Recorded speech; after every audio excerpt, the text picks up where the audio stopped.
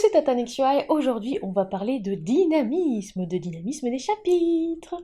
Donc on va parler de la structure, d'accord, mais aussi également du fond. Et oui, fond, forme, les deux sont importants. Mais ne vous inquiétez pas, comme toujours, Tata est là pour vous aider. Existe-t-il une taille idéale d'un chapitre? Faut-il glisser toujours des plot twists ou des cliffhangers à la fin des chapitres? On en parle après le générique.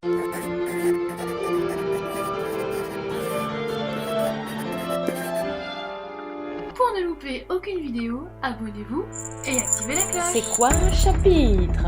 Oui, on retourne tout de même à la définition, c'est quoi un chapitre? Les chapitres. Chapitre, d'après Larousse, qui vient du latin capitulum, capitula mais pas capitulé, diminutif de caput, tête. C'est la division d'un ouvrage, d'un traité ou d'un code par exemple. On va donc découper un roman de fiction surtout sans chapitre. J'en vois de moins en moins. Ça peut aussi exister, j'ai pas dit que ça n'existait pas, ou alors qu'il fallait surtout pas le faire, mais parfois il va y avoir des pauses qui vont s'imposer, on va dire, artificiellement. Donc soit par exemple avec des images, on va dire les séparateurs, parce que bon, les étoiles c'est bien pour débuter, d'accord, mais après des vraies images, on va dire, qui se raccrochent à l'univers, c'est quand même beaucoup mieux. Ou tout simplement aussi par rapport à des événements ou des scènes, il y a une scène justement qui se termine, même s'il n'y a pas de chapitre, et bien le lecteur ou la lectrice mettra ou glissera justement un marque-page ou cornera la page ici. Bref, c'est vrai que j'avais lu à l'époque justement où j'ai écrit ce script un ouvrage effectivement sans chapitre.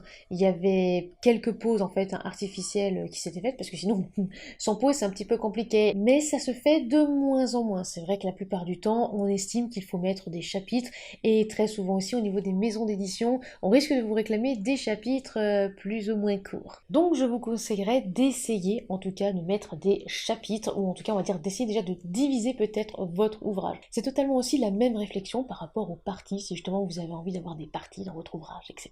Quand faire la découpe? Alors ça aussi c'est la question. Quand faire la découpe? Avant, pendant, après? Tout dépend de vos habitudes ou de vos envies. Oui, oui, oui. Pour ma part, je découpe rarement les chapitres avant l'écriture, en fait, vu que je suis team troisième voie, coucou, je suis ni de la team architecte, ni de la team jardinier, je suis vraiment entre les deux si vraiment on va poser une étiquette, c'est plus pendant, ou des fois aussi carrément après, parce que parfois j'écris, il y a d'ailleurs une matinée où j'ai écrit 9 camos comme ça, donc ça fait quand même 9000 mots d'un coup, clairement j'ai pas du tout pensé à la découpe à ce moment-là, j'ai écrit, et après je me suis rendu compte que, ah oui, finalement il y avait peut-être 2 ou 3 scènes minimum au moins là-dedans, donc j'ai essayé de couper en fonction de ce qui me semblait le plus logique. Et ce fut pire aussi pour Alix, justement, ce fameux ouvrage, car en fait le personnage me racontait toute son histoire, mais d'un coup. C'est-à-dire que dès que je me mettais à écrire, c'est-à-dire que j'avais pas le temps de toute façon de m'arrêter et de dire bon là on va mettre au chapitre suivant. Nope. Donc ça peut aussi vous arriver, il n'y a absolument aucun souci, il faut pas non plus se dire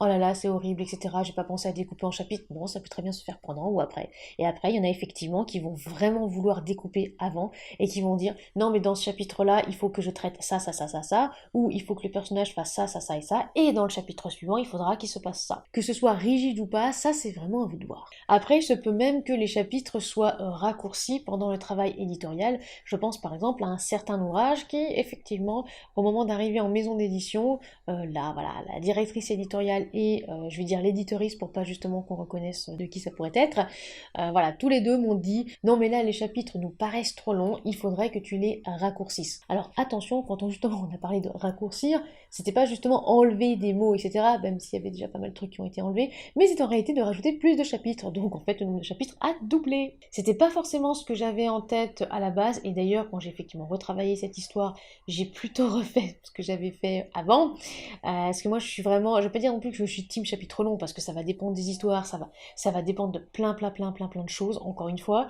mais c'est vrai que j'ai tendance à beaucoup parler. Et vu que je suis quand même quelqu'un d'assez speed qui va assez vite, je trouve, d'un point A à un point B, je trouve quand même que, voilà, j'ai besoin de chapitres très longs, il se passe plein de choses, et voilà, mais c'est moi. Bref, donc pour répondre à la question quand faire la découpe, c'est à vous de voir. Et si justement vous avez envie de changer, si vous avez envie de modifier, mais c'est votre ouvrage, donc vraiment faites comme vous voulez.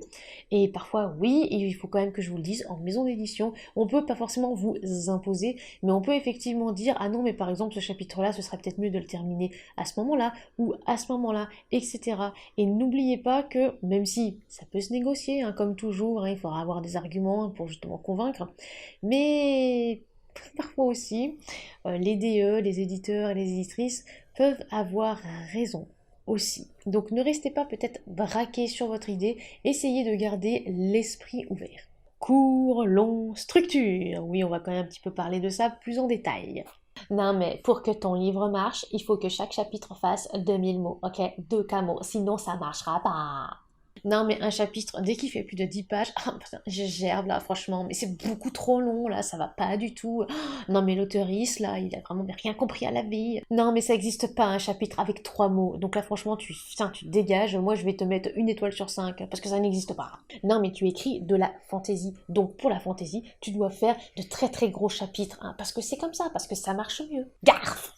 Donc, je le répète, haut et fort, en gras, surligné, tout ce que vous voulez, en caractère 72, 150, 200, tout ce que vous voulez. Peu importe. Ouais, je vais m'énerver parce que j'en vois encore en 2023 des discussions autour de ça.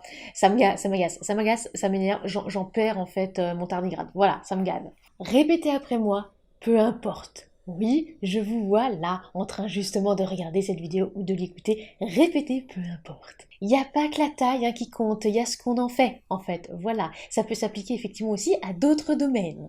Mince alors. Non, toute perversion est exclue dans cette phrase, évidemment, vous commencez à me connaître. Il faut que le chapitre soit intéressant. Vraiment, intéressant. Terminez-le avec un cliffhanger ou une révélation de dingue, ou au contraire, un repos, un bal, un chien qui aboie. Mais peu importe la longueur, il faut qu'on accroche. Il faut que ce soit logique. Il ne faut pas, par exemple, qu'on se dise pourquoi alors la scène là, elle a été coupée en deux. Quoi, la personne avait atteint les 2000 mots et puis ça y est, elle s'est dit horreur et damnation. Je comprends pas là parce qu'il y a 50 mots de la scène qui auraient peut-être pu être mis là-bas. Oui, mais ça faisait 2050 mots, tu comprends, c'est beaucoup trop. Alors, si vous pensez que j'exagère, non, je préférerais exagérer. Oui, je l'ai déjà vu.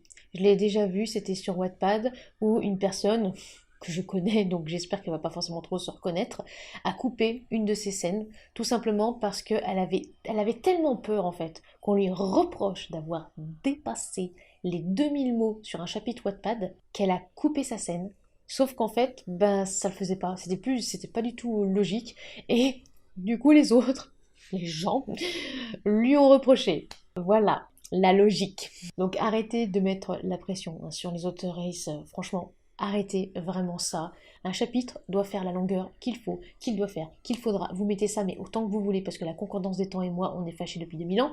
Mais bref. Après, oui. Certains et certaines n'aiment pas les chapitres longs et d'autres n'aiment pas les chapitres courts, tout simplement parce que ça c'est une question de goût. On ne peut pas plaire à tout le monde. Et c'est pareil aussi au niveau des maisons d'édition. Il y a des maisons d'édition, oh là là, dès qu'il y a un chapitre qui sera trop long, ou même des fois des directrices éditoriales, parce que aussi j'ai connu ça, qui vont dire « Ah non mais moi j'adore les chapitres longs, il n'y a absolument aucun souci, tu peux garder ce chapitre long. » Et puis d'autres qui vont dire non mais moi tu vois franchement je pense quand même que par rapport au public cible que tu veux viser, il faudrait peut-être raccourcir un peu. Mais si c'est logique, on n'a pas justement à vous imposer quoi que ce soit, c'est pas ce que vous devez faire. Là, attention, il y a une différence entre les goûts et tout ce qui est conseil, obligation, et on en reparle, parce qu'un conseil n'est pas une obligation. Quand par exemple Julie, c'est une lectrice et chroniqueuse, qui a dit « Ah non mais de toute façon cet ouvrage je l'aime pas parce que les chapitres sont très longs », c'est une affaire de goût. Après, si c'est juste son argument, elle n'a pas aimé l'ouvrage parce que les chapitres sont trop longs, c'est comme ça, on ne peut pas plaire à tout le monde. Donc arrêtez votre chapitre, on va dire commencez-le et arrêtez-vous quand ça reste logique, quand c'est pertinent. Et si vous avez envie justement de comprendre quand est-ce qu'il faudra le découper, vous inquiétez pas, on en reparlera aussi un petit peu après. J'ai l'habitude de dire, vous voyez aussi on va dire comme au niveau des films, vous savez que les films des fois sont coupés en chapitres, en parties, etc. Et très souvent c'est soit par rapport à une multitude de scènes, donc on va dire, là je vais dire un truc complètement random. Tiens par exemple, dans ce chapitre-là il y aura 3 scènes, dans le chapitre suivant il y aura 2 scènes, parce que les 2 scènes seront très très conséquentes et seront peut-être un petit peu longues. Oh, et puis dans ce chapitre-ci, une seule scène, même si c'est très très court, tout simplement parce que c'est peut-être intense, ça se décroche peut-être du reste, c'est peut-être un apport sur l'intrigue, etc. Oui, tout est possible. Et je mettrai une toute petite d'ailleurs exception au passage pour ceux et celles qui travaillent sur plan et qui se sentent rassurés, parce que je sais, ça existe, j'ai connu effectivement des autoristes comme ça, ou pour eux et elles, il fallait que leur chapitre fasse 3 pages à 4, par exemple, parce que ça les rassurait, parce que comme ça, ils avançaient aussi. C'est vrai que là, c'était plutôt 2 auteurs, je crois. Il y a 2 auteurs que j'ai connus, c'est pour ça que je dis ils. Pour eux, ils pouvaient avancer que si leur chapitre faisait 3 pages à 4. Pourquoi pas, effectivement, si ça vous motive, si justement vous avez des objectifs et que vous vous dites non, mais alors ce chapitre-là, il va faire 3 pages à 4, tant qu'il fait pas 3 pages à 4, ça ne va pas. Après, faut pas non plus vous mettre la pression, mais si vous estimez justement que ça vous motive et que ça vous booste, il n'y a absolument pas de problème. En revanche, ne venez pas après dire sur les réseaux, ouais, alors moi franchement, écoute, il y a une méthode, elle est génialissime, tu vois, tu prends tes 3 pages à 4 là, et tu vas me les remplir. Et comme ça va te faire chapitre par chapitre par chapitre. Ah non, mais franchement, c'est la méthode de la mort qui tue. Nope! C'est la méthode qui vous convient. C'est la méthode peut-être que vous avez trouvée, que vous avez adaptée, etc. par rapport à vous, par rapport à vos habitudes, votre routine, etc. En aucune façon n'allez l'imposer aux autres. Alors oui, ça peut peut-être marcher pour d'autres personnes, mais ça peut peut-être aussi ne pas marcher pour d'autres personnes. Tout simplement parce que chacun et chacune fait comme il veut. En revanche, et je le répète encore une fois, je sais que je me répète beaucoup, mais parce que j'en vois pas mal, hein, des posts comme ça, ne vous mettez pas la pression. Ah malheur, vous n'avez pas atteint justement cette fameuse 3e page à 4, ça y est, c'est horrible, ça fait 6 mois que vous n'arrivez plus à écrire. Soufflez, ne vous bridez pas, si jamais vous vous dépassez, eh bien vous dépassez. Vous n'atteignez pas votre 3e page à 4, est-ce que c'est grave? N'oubliez pas aussi que vous pouvez peut-être y revenir après, que ce soit en réécriture, ou même peut-être à la 14e réécriture, peu importe. Les titres de chapitres. Ah, vaste sujet. Vous pouvez mettre effectivement des titres, comme vous pouvez mettre des numéros, comme vous pouvez mettre des citations, des images également. Ça, c'est votre choix. En revanche, j'attire votre attention sur le fait que les chapitres traditionnellement commencent sur une page impaire. Voilà, c'est comme ça commence sur la page de droite, la page impaire. Parce qu'il y en a encore beaucoup qui ne le savent pas, et je dis bien beaucoup qui ne le savent pas. Je ne parle pas pour, et c'est justement le deuxième point, pour les raisons écologiques. Effectivement, pour des raisons écologiques, on peut, et c'est surtout le cas par exemple pour des énormes pavés, hein, tu vas me dire un pavé c'est déjà énorme, mais là je parle vraiment des mammouths là. Oui, là pour le coup, je l'accepte, surtout si on va dire c'est peut-être mentionné au début, ben sinon pour moi c'est une erreur d'impression. En fait, une erreur d'impression, c'est quelqu'un qui ne maîtrise pas les règles justement d'impression. Mais bon voilà, si par exemple vous mettez bon, pour des raisons justement écologiques et peut-être même de logique, si par exemple il y a vraiment beaucoup de pages, les chapitres eh ben, se suivront voilà, au fur et à mesure, tout ça. Pourquoi pas? Ça peut être aussi le cas. En revanche, si par exemple il n'y a pas beaucoup de camos et que vraisemblablement il n'y a pas forcément besoin de tout racoler, essayez d'aérer un petit peu. Ensuite, par rapport au titre, hein, ou on va dire, je vais appeler ça aux décorations, etc., il faut que ça représente un intérêt. C'est-à-dire, il ne faut pas, par exemple, que vous mettiez un titre pour mettre un titre. Parce que j'ai déjà lu un titre de chapitre, et j'ai fait exprès évidemment de changer hein, le prénom, Léa contente. Bof. Ne rigolez pas, des titres comme ça ne dit rien. La surprise de Léa, ou Léna d'ailleurs, parce que je sais plus ce que j'avais imaginé comme prénom pour changer, ça en jette déjà un petit peu plus. Ça peut aussi vous renseigner sur le thème. C'est vrai que par exemple, le bal, on sait qu'il va y avoir un bal, alors ne mettez pas juste le bal, hein, ça c'est un exemple. Hein. Vous pouvez aussi rajouter le lieu, date et heure, que ce soit en début de chapitre, ou d'ailleurs, ou pas au niveau de l'image, ou quoi que ce soit, c'est particulièrement intéressant. Par exemple, quand on suit une enquête, ou dans un thriller pour resserrer les taux, il est vrai que quand le chapitre démarre sur la date, lieu et heure, tout simplement, on va dire qu'on voit la chronologie beaucoup mieux. C'est beaucoup plus clair niveau chronologie. Ça peut aussi être le cas dans des romances suspense.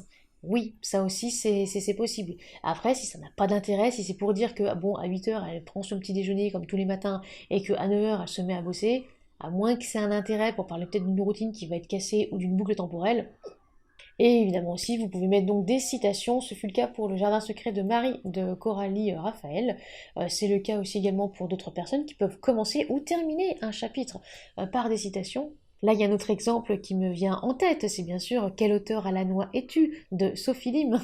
Petite fifiche, puisque normalement il y a une chronique vidéo qui est sortie sur cet ouvrage disponible partout. Alors, quel auteur à la noix êtes-vous? Et le dynamisme dans tout ça.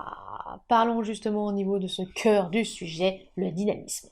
Côté structure, n'oubliez pas que la longueur de votre ouvrage, donc le nombre de vos chapitres, va avoir un impact sur beaucoup de choses. Relecture, réécriture, les coûts aussi des AL, des BL, des corrections, les refus en maison d'édition. Certaines maisons d'édition refusent au-delà de 100 ou 120 camos, et je parle même pas des 150 camos, etc.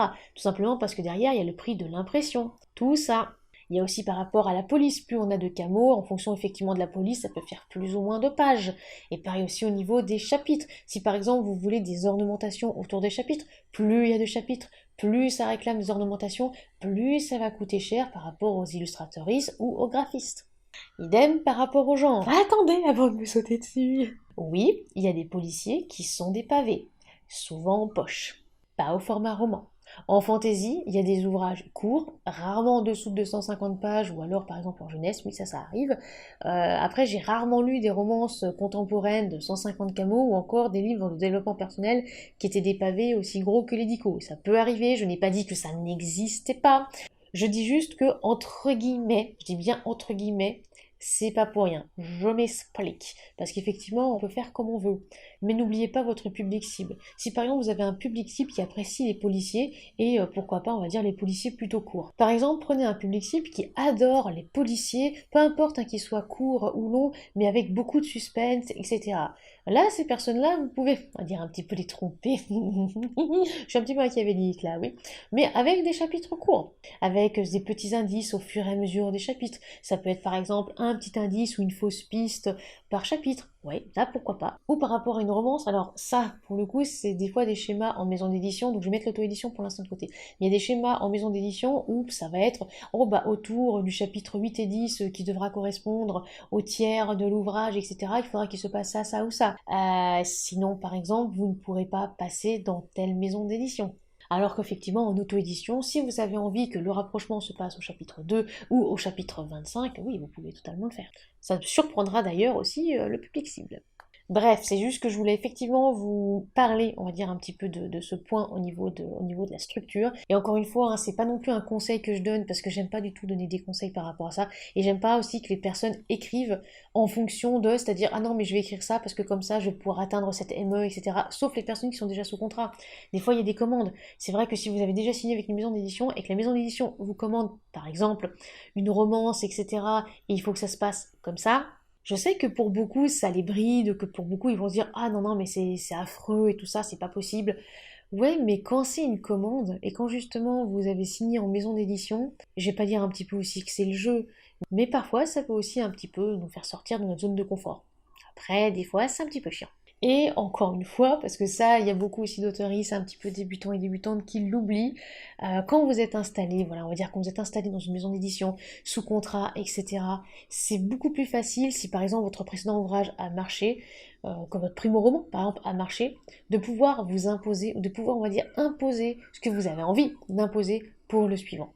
Donc par exemple, prenons un exemple tout bête. Si pour une maison d'édition, voilà, au moment où vous avez signé le contrat, la maison d'édition a dit «Ah oui, alors ça c'est pas mal, en revanche, bon, ça fait un petit peu beaucoup trop là de camo, on est sur une romance, hein, les romances, nous, notre public cible, on va dire nos clients et clientes habituels préfèrent plutôt quand c'est court, donc on va vous enlever 20 camos, hein, d'accord?» Ouais, ça rappelle un petit peu une histoire avec un certain ouvrage que j'ai sorti il y a un certain temps, chut.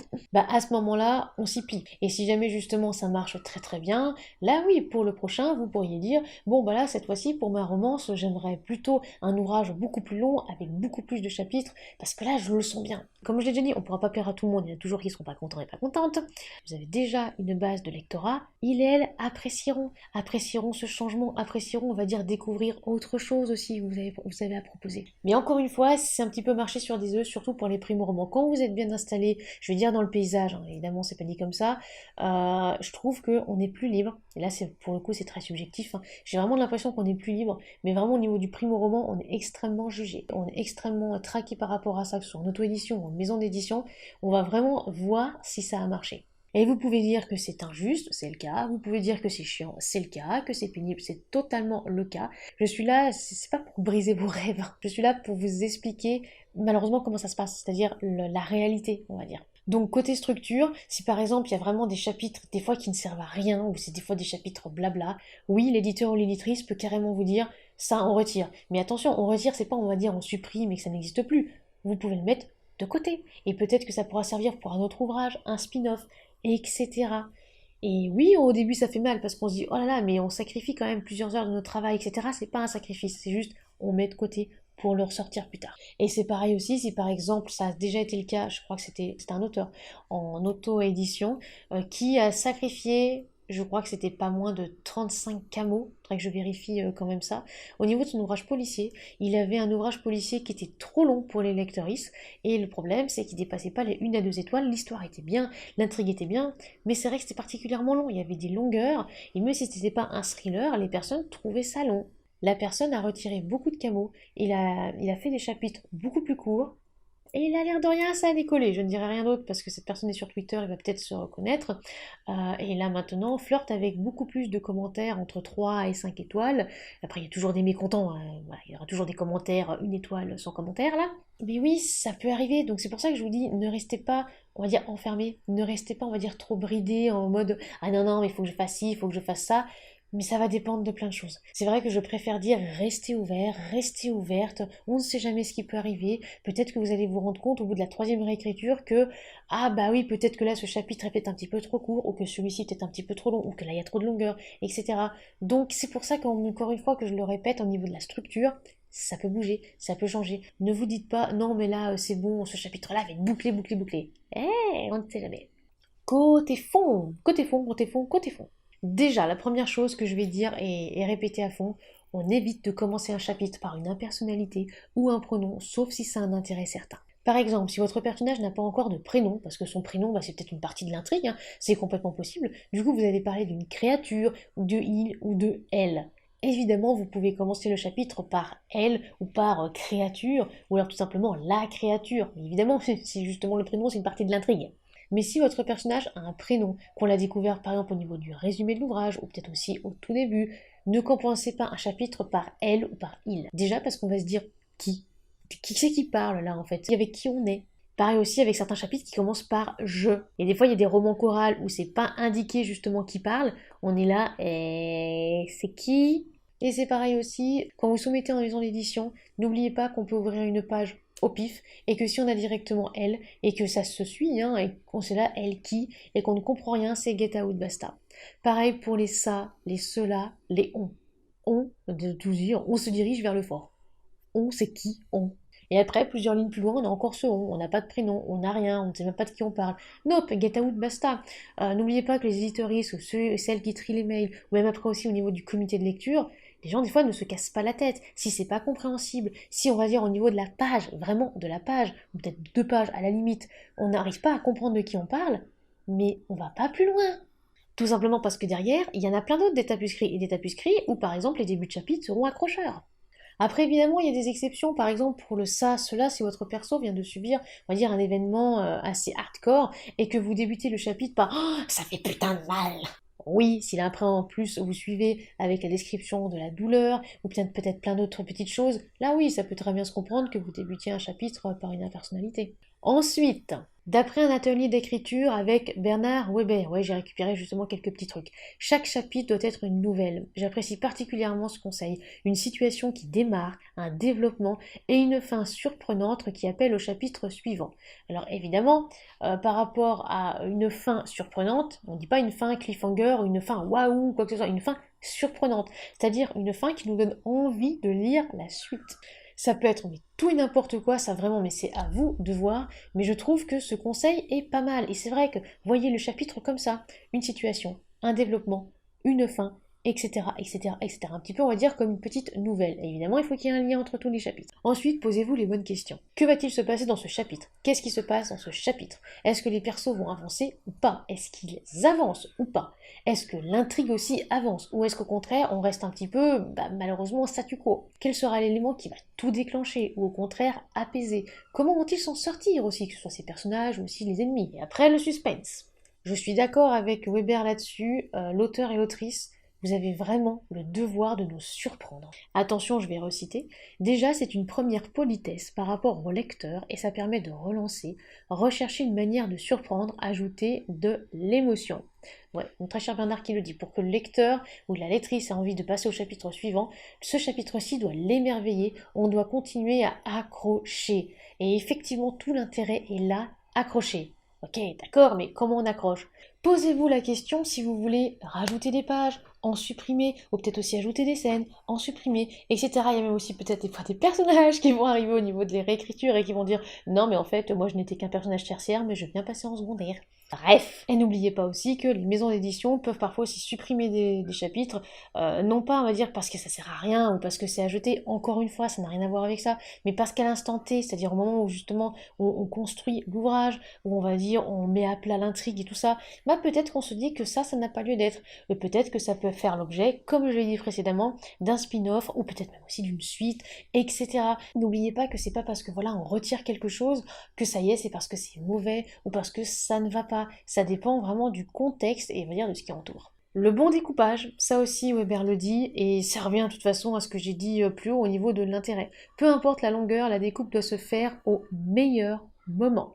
Mettez-vous à la place du lecteur, donc lecteur, lectrice aussi, il faut couper quand il faut couper. Je suis d'accord avec ce conseil et je le répète. Vraiment, si vous êtes par exemple en plein dans une action, pourquoi vous avez envie de couper? Est-ce que vous avez envie de couper parce qu'il va peut-être se passer quelque chose, il y a peut-être, je sais pas moi, quelque chose qui arrive, mais à ce moment-là, est-ce qu'il faudrait pas, par exemple, que une personne arrive ou que le vaisseau, par exemple, passe au-dessus des persos à la fin du chapitre pour qu'on se dise est-ce que c'est amis, ennemis, alliés ou au contraire ça va tous les tuer?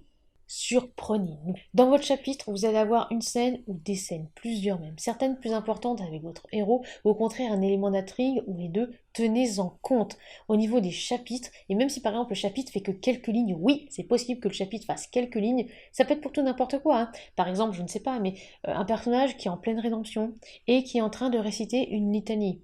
Et ça va vraiment être que la litanie, où vraiment, on va dire, je vais dire complètement au pif, voilà, le personnage justement se met à genoux et récite une litanie. Ça peut faire complètement un chapitre à part, tout simplement parce que il y a l'idée de rédemption, et peut-être qu'au niveau de l'intrigue, c'est incroyable, le personnage est en pleine rédemption, ça a un intérêt. Et si, au contraire, vous vous dites, non, mais là, il faut vraiment ces trois scènes-là, parce que ces trois scènes-là, bah, on va dire, elles s'englobent, elles s'accrochent bien entre elles, sinon, justement, ça paraît pas forcément très logique, alors écrivez un chapitre avec ces trois scènes-là. Et ça, je l'ai dit d'ailleurs récemment à un auteur dont j'ai lu l'ouvrage. J'avais vraiment l'impression qu'il avait trop découpé, qu'il avait voulu vraiment faire des chapitres trop courts. Et pour le coup, ça m'a fait décrocher au niveau de la lecture. Et après, parce qu'il y a eu des réflexions, il y a eu des discussions avec l'auteur, et effectivement, il pensait, en fait, il avait peur de rajouter des scènes. Il avait vraiment peur, il voulait vraiment faire un chapitre, une scène. Sauf qu'en fait, et lui aussi s'est rendu compte après coup, bah qu'en fait, il y a certains chapitres qui auraient pu se regrouper parce que bah, il y avait des liens entre eux. N'oubliez pas aussi que les lecteurs et que les lectrices peuvent lire un chapitre par jour uniquement, et pour X raison, on n'est pas là pour juger, et que là, si justement il y a des scènes qui se raccrochent, au bout d'un moment, on peut se dire, il aurait peut-être fallu les mettre dans un seul chapitre, comme ça on aurait lu tout d'un coup. Ensuite, attention, je cite, tant que les grandes articulations du récit sont préservées et que la coupure s'arrête à la fin d'une scène, le lecteur ou lectrice goûtera mieux votre chapitre. J'aime bien l'idée du goûter. Il se sentira plus libre de fermer le livre temporairement. Je poursuis, vous lui donnerez un rythme de lecture. Ce rythme n'est pas tout à fait le même que celui du plan de l'histoire. Ils peuvent battre en même temps, mais vous pouvez très bien les décaler pour créer des attentes. C'est exactement justement ce que je voulais vous dire. Il se peut très bien que vous ayez un plan de votre histoire, une structure de votre histoire, mais on va dire peut-être qu'au moment de réécrire ou qu'au moment peut-être juste avant de publier ou de soumettre à une maison d'édition, vous vous rendez compte que ben non, il va peut-être falloir peut-être un petit peu décaler pour peut-être créer des attentes, ou au contraire, ça peut effectivement battre en même temps, comme justement il explique que les deux cœurs battent en même temps. Encore une fois, c'est à vous de voir, ou peut-être aussi de vous faire accompagner, de vous faire épauler par un ou une AL ou BL, et si également. Exemple, dans Rien ne sert de courir, anciennement Rattrape-moi, c'est une romance dystopique. Donc c'est plutôt calme, le rythme est moyen, c'est pas non plus très vite, pas très lent. Au contraire d'Alix, Alix est une dystopie pure où c'est clairement allaitant.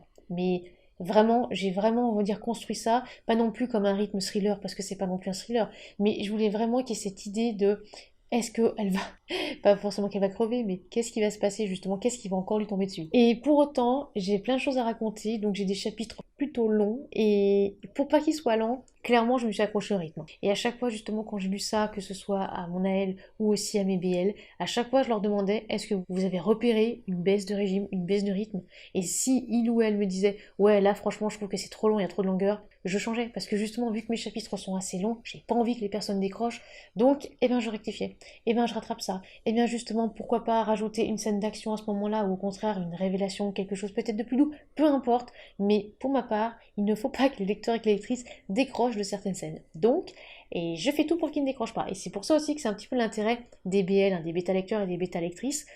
et d'avoir leur ressenti. Je parle bien de vrais BL, hein, pas de personnes qui vont vous sortir 3 lignes. Ah ouais, c'est génial ce que t'as écrit. Est-ce que mes chapitres sont dynamiques? Ah ouais, c'est-à-dire, argument? Bref, et comme j'ai toujours dit, il faut que ça cale à l'ambiance. Si par exemple vous êtes dans une romance, il est vrai que dans une romance, je parle d'une romance vraiment contemporaine, douce, sweet, tout ce que vous voulez, la musique sera effectivement douce.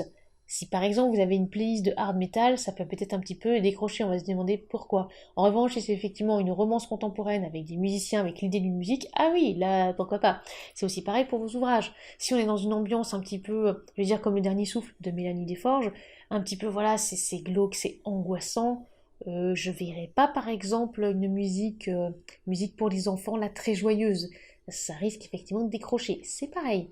La musicalité, le rythme, tout ça, on va dire, ça a un rapport avec le dynamisme des chapitres. Je vais pas plus loin parce que c'est aussi ça fait partie des conseils que je donne en AL, BL ou en coaching. Donc voilà, au niveau de la vidéo gratuite, je m'arrête là pour le coup. Voilà. Comment on fait par exemple pour repérer si on a du dynamisme ou pas? Comment on fait, on va dire, si par exemple aussi on doute? On résume. Déjà, résumez ce qu'il y a dans votre chapitre et essayez justement de vous dire est-ce que c'est assez dynamique? Est-ce que là ça va? Si par exemple vous vous rendez compte que votre héros ou héroïne n'avance pas, ne fait pas grand chose, ou par exemple que l'intrigue aussi n'avance pas, faudra peut-être mettre une fausse piste, faudra peut-être mettre quelque chose, parce que sinon, bah forcément, ça va être un petit peu plat. Ensuite, faites un petit peu ce que j'appelle votre tambouille. Soit vous structurez tout, vraiment, vous êtes architecte en mode je vais faire ça, ça, ça, ça, ça, ça, ça. Soit au contraire, vous êtes là en mode on verra quand c'est écrit, on fera peut-être les chapitres pendant ou après, ou même aussi peut-être on n'en fera pas du tout. Ça, c'est vraiment à vous de voir, choisissez la méthode qui vous convient. Il y en a par exemple qui apprécient beaucoup les AL avec moi parce que c'est vraiment un chapitre de temps en temps, peu importe la longueur, etc. Et j'essaie vraiment de les pousser à une régularité au niveau de l'écriture. Quand il y en a d'autres, au contraire, qui ne veulent surtout pas entendre parler d'AL, non, non, c'est quand ce sera terminé, hein, et puis la structure des chapitres, on n'y touche pas. Ça vous voit. Mettez-vous toujours à la place du lecteur et de la lectrice. Alors attention, je n'ai pas dit pour écrire ou pour vous conformer à. Hein, parce que ça encore après, je vous vois bien déformer mes propos. Non, c'est juste, imaginez-vous, qu'est-ce que vous aimeriez lire? Est-ce que vous aimeriez lire un chapitre avec ça, ça, ça, ça? Si justement vous vous dites oui, ok. Est-ce que ce que vous avez écrit correspond à ce que vous avez envie? Est-ce que vous vous êtes bridé? Est-ce qu'au contraire, vous êtes peut-être un petit peu trop lâché, vous n'arrivez pas à vous canaliser? Ça aussi, c'est pour ça que je vous dis, mettez-vous à la place du lecteur et de la lectrice, peut-être que j'aurais peut-être dû rajouter que vous êtes. Il faut aussi qu'on ait vraiment une sensation de fin de nouvelle, hein, comme justement dit Weber à la fin des chapitres, ou en tout cas qu'on ait quelque chose, on a envie d'aller plus loin. Voilà, qu'on a envie d'aller plus loin, qu'on se dise, ah ouais, là j'ai vraiment envie de savoir ce qui se passe après. Si au contraire, à la fin d'un chapitre, et ça m'est déjà arrivé, dans certains SP que j'ai lus, on se dit, ouais, bon bah là d'accord, bah, j'ai pas forcément envie d'aller plus loin. Ça veut dire qu'il y a un souci au niveau du dynamisme du chapitre. Ça veut dire que bah, on n'a pas envie d'aller plus loin parce que vous n'avez pas créé assez d'attentes. Et c'est vrai que pour avoir des avis justement sur ce que l'on fait, bah rien de mieux j'ai envie de dire que les professionnels. Hein. Des fois il y a des amateurs et des amatrices qui sont vraiment pointilleux, et pointilleuses, j'ai pas dit le contraire. Après les pros c'est normalement leur métier, je dis bien c'est normalement leur métier. Puisque récemment je sais qu'il y a une BL qui a été faite par, je veux dire un et une professionnelle pour pas qu'on repère qui c'est. Moi j'ai pas appelé ça une BL pro. Mais bon, c'est pas grave, hein. Pour moi la bêta lecture était pas professionnelle, mais bon, c'est un autre sujet. N'oubliez pas aussi de repérer vos scènes un petit peu comme dans un film. Est-ce que vous avez envie de couper à la fin de cette scène ou au contraire d'ajouter quelques petites choses? Est-ce que vous avez envie de dire ah non mais là par exemple on va faire un petit cut et après on repart sur autre chose? C'est à vous de voir. Mais après n'abusez pas non plus des révélations un peu en mode quoi? C'est toi qui l'as tué? Et hop, chapitre suivant. Quand je dis surprendre le lecteur et la lectrice, c'est vraiment de nous surprendre à chaque fois. Si par exemple vous refaites le même schéma, si vous commencez le chapitre avec une telle situation, que vous ayez à peu près les mêmes actions, je vais dire un petit peu au pitch, mais tiens, à la fin de la première page, ça y est, il va y avoir une action, et que vous recommencez ce schéma à chaque fois, non seulement c'est très répétitif, mais au bout d'un moment on se dit, ok, bon bah là il va se passer ça, ah, il se passe ça, super, absolument très prévisible, bon puis à la fin il va se passer ça, oh super, il se passe ça va lasser. Donc encore une fois, surprenez-nous. Et ça peut aussi se faire par la longueur. Si par exemple vous avez l'habitude des chapitres très très très très courts et que d'un seul coup on passe un chapitre peut-être un petit peu plus long, tout de suite ça peut nous titiller la curiosité. Pareil si au contraire il y avait que des chapitres longs et là paf, un chapitre avec juste quelques mots. Tout de suite ça nous surprend. Ensuite, long, court, numéro, titre, citation, peu importe. Après, je mettrai juste un tout petit truc, pas de titre spoiler. Oh pitié, pas les titres spoilers, quoi. J'en ai déjà eu une fois avec un auteur, mais ça m'a complètement gâché le plaisir.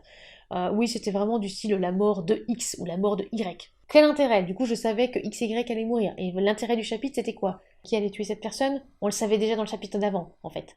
Donc, clairement, là, il y avait un chapitre, je me suis dit, bah, c'est un peu bof, en fait, parce que là, il y avait plus d'attente, il y avait plus de surprise. Après, les titres décalés et humoristiques, je dis oui. Moi, je suis aussi adepte, hein, comme mes titres qui sont toujours à double sens, d'ailleurs, donc let's go.